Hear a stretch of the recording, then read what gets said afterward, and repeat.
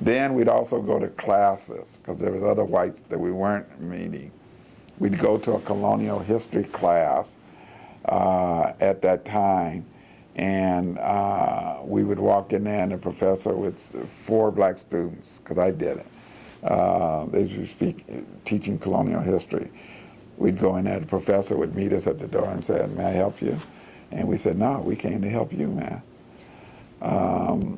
And that's the way we talk. We had a little Ebonics got integrated into our talk.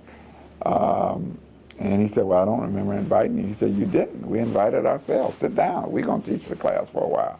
And we would just stand up in front of the colonial American history class and say things like, "Y'all in here learning about old George Washington and Thomas Jefferson and calling them your forefathers. They might be your forefathers, but they were much more likely to be our daddies, our slave-owning daddies. George Washington had 13 children, none of them by Martha.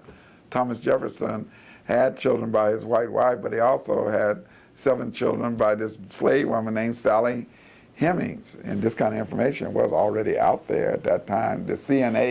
The DNA proof of it didn't arrive until, as both of you know, a couple of years ago. And had we lived and been their children, they'd have still treated us as slaves from sunup, and we'd have to work on their plantation from sunup to sundown. They cannot be our forefathers, and you need to ask these kind of questions about whether or not they're yours, if their humanity didn't include anything but white folks with property. And we said our heroes were Salem, Crispus Attucks, the first cat that died in the war to free the American colonies from Britain in 1770, and Boston, Peter Salem and Salem Poor, who throughout New England was advocating for blacks to be included in this talk about freedom.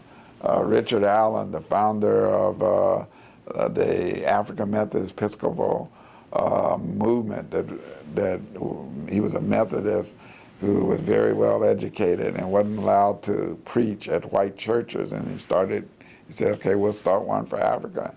And then we told him he led demonstrations in 1783 around the Constitutional Convention Hall, where the so-called Founding Fathers was writing the Constitution, demanding that they include the interests of African people in their deliberations. We don't never hear about that in our history books. Y'all should be hearing about it.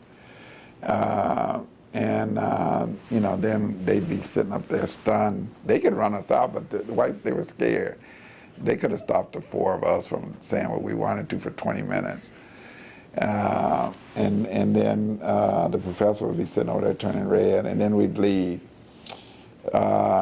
And we'd go to a world history class and do, something similar. Who in the world? Why do y'all allow yourselves to be taught that world history began in Greece and Rome? Is you crazy? We say things like that. The original man was found in Africa. Anthropologist Leakey told y'all that. So why don't you start in East Africa? Why are you starting in Greece? Or why do you allow your professor to? You ever heard of the University of Timbuktu? And 1250 scholars from all over the world studied there. It's in Mali. It's in a black African country. It was the intellectual center of the world during the dark ages of Europe, y'all. Is you crazy? Why don't you talk about that? And they just never heard anything about that. It was a shock, but we felt it was necessary. And accumulatively, all those things helped.